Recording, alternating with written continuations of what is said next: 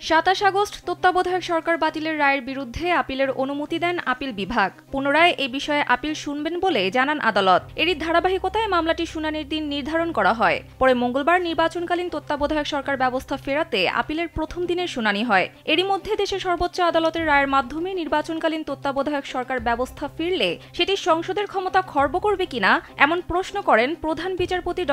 সৈয়দ রেফাত আহমেদ। বুধবার তত্ত্বাবধায়ক সরকার ব্যবস্থা ফেরাতে প্রধান বিচারপতির নেতৃত্বাধীন ৭ সদস্যের আপিল বিভাগের বেঞ্চে দ্বিতীয় দিনের শুনানিতে এ প্রশ্ন তোলেন তিনি। এদিন তত্ত্বাবধায়ক সরকার ব্যবস্থা ফিরিয়ে দিয়ে ১৪তম জাতীয় নির্বাচন থেকে তা কার্যকর চেয়ে আপিল বিভাগে শুনানি করেন সুশাসনের জন্য নাগরিকের সম্পাদক বদিউল আলম মজুমদারের আইনজীবী ড.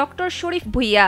শুনানিতে শরীফ ভূঁইয়া বলেন, হাইকোর্ট থেকে আপিল বিভাগ পর্যন্ত মোট ১২ জন বিচারপতি এ মামলাটি শুনেছেন। তাদের মধ্যে ৮ জনই তত্ত্বাবধায়ক সরকার রাখার পক্ষে মত দেন। অন্যদিকে সাবেক প্রধান বিচারপতি এবিএম খায়রুল হক সহ ৪ জন তা বাতিল করতে বলেন।